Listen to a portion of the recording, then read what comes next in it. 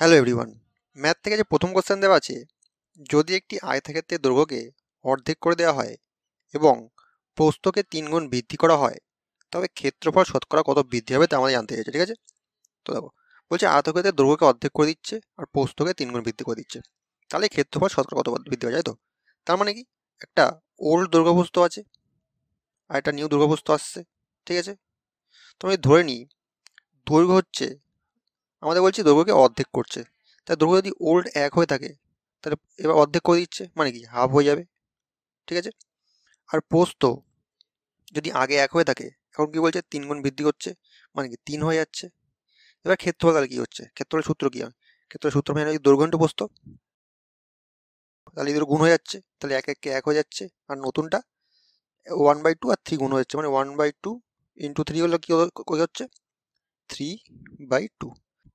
তাহলে পুরনো আর নতুন ক্ষেত্রফলের মধ্যে রেশিও কি দাঁড়াচ্ছে 1:2/3। ঠিক আছে, তো ক্যালকুলেশনের সুবিধার্থে আমরা কি করি, আমরা দুদিকে 2 গুণ করে দিই, তাহলে দেখো আমাদের ফ্র্যাকশন উঠে যাচ্ছে। ঠিক আছে, 2 কেটে যাচ্ছে, এখানে 2 হচ্ছে, তাহলে আমার হচ্ছে 2:2 আর ওখানে 3 থেকে যাচ্ছে। বুঝতে পারলে? তাহলে বলছে ক্ষেত্রফল কত বৃদ্ধি পাচ্ছে, ক্ষেত্রফল রেশিওতে পাচ্ছে, দেখো 2 থেকে 3 হচ্ছে, মানে কত 1 বৃদ্ধি পাচ্ছে। এই 1 বৃদ্ধি পাচ্ছে কততে, 2 এর উপর 1 বৃদ্ধি পাচ্ছে, মানে ডিভাইড বাই 2। আর আমাদের জানতে চাই শতকরা কত বৃদ্ধি পাচ্ছে, তাহলে ইন্টু 100। বোঝা গেল? তো 2 তে কাটলে 50, তাহলে আমাদের 50% বৃদ্ধি পাচ্ছে ক্ষেত্রফল। বোঝা গেল? অপশন কোথায় আছে, অপশন সিতে আছে 50%, অপশন সি হয়ে যাচ্ছে সঠিক উত্তর। বুঝতে পারলে? চলো পরবর্তী কোশ্চেন দেখা যাক। পরবর্তী কোশ্চেন আছে, 3 জন বালকের গড় বয়স 30 বছর। বলছি তাদের বয়সের অনুপাত দেওয়া আছে 3:5:7। বলছি তাহলে সবচেয়ে ছোট বালকের বয়স কত আমাদের বার করতে হবে। দেখো আমাদের 3 জন বালকের গড় বয়স দেওয়া আছে 30 বছর, তাহলে 3 জন বালকের মোট বয়স কত, 3 × 30 অর্থাৎ 90 বছর। আর তাদের বয়সের অনুপাত দেওয়া আছে হচ্ছে 3:5:7, 3:5:7। তাহলে এই অনুপাতের যোগফল কত, 3 আর 5 8, 8 আর 7 15। তাহলে এই অনুপাতের মোট যোগফল হচ্ছে 15, আর আমার মোট বয়স হচ্ছে 90। তাহলে আমরা এই 15 বলতে পারি 90 বছর। ঠিক আছে, 15 90 বছর হলে 1 কত, 6×15 = 90, মানে 1 = 6 বছর। এটা কোশ্চেন জানতে চাইছে সবচেয়ে ছোট বালকের বয়স কত। তাহলে ছোট বালক কোথায়, রেশিওতে, রেশিও সবচেয়ে ছোট হচ্ছে 3। তাহলে আমরা 1 মানে 6 পেয়েছি, তাহলে 3 মানে কত, 3 মানে 3 × 6 অর্থাৎ 18 বছর। বোঝা গেল? তাহলে সবচেয়ে ছোট বালকের বয়স হচ্ছে 18 বছর। অপশন বিতে আছে 18, অপশন বি হচ্ছে সঠিক উত্তর। বোঝা গেল?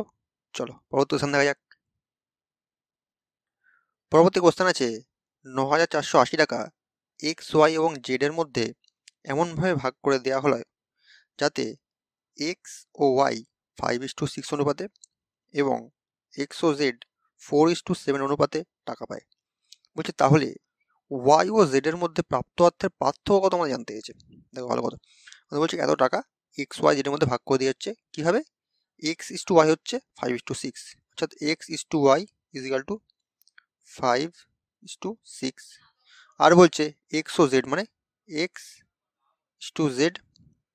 হচ্ছে 4:7।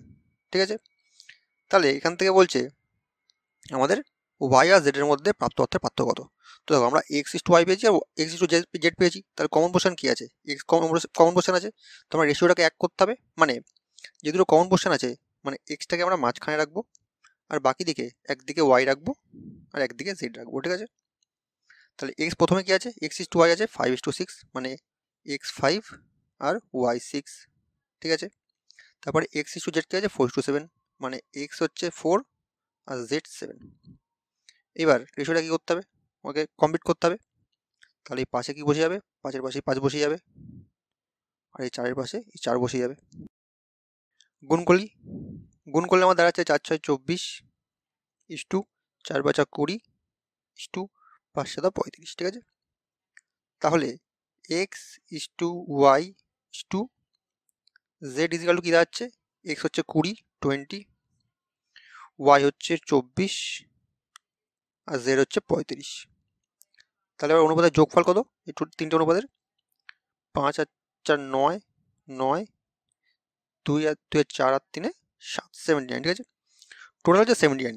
এই 79 সমান সমান কত, এই 79 সমান সমান দেখো আমাদের বলে দিয়েছিল প্রথমে 9,480 টাকা, 9,480 টাকা। তাহলে 1 মানে কত, এক মানে হচ্ছে 9480, 9480 ডিভাইড বাই 79, ঠিক আছে। আমরা যদি কাটি 79 এককে, 79 হাতে থাকছে 1 80 আর 14 মানে 15 আর এদিকে 8 মানে 158, 2 দিয়ে করলে 79 দুগুণে 158, তাহলে আমার হচ্ছে এক মানে হচ্ছে 120। বুঝতে পারলে? এবার কোশ্চেনে জানতে চেয়েছে যে ওয়াই এবং জেড এর মধ্যে প্রাপ্ত অর্থের পার্থক্য কত। তা ওয়াই ও জেড এর মধ্যে ডিফারেন্স কত, রেশিও ডিফারেন্স কত? ওয়াই আর জেড এর মধ্যে ডিফারেন্স হচ্ছে 24 আর 35 মানে 11, ঠিক আছে। তারপরে এক মানে পেলাম 120, তাহলে 11 মানে কত, ইন্টু 11 করে দাও, তাহলে 11 0 0 11 দুগুণে 22, 11 11 2 13, তাহলে 1320 টাকা হয়ে যাচ্ছে আমার এক্স ওয়াই ও জেড এর মধ্যে প্রাপ্ত অর্থের পার্থক্য। অপশান সিতে আছে 1320, অপশান সি হচ্ছে সঠিক উত্তর। বোঝা গেল? চলো পরবর্তী কোশ্চেন দেখা যাক।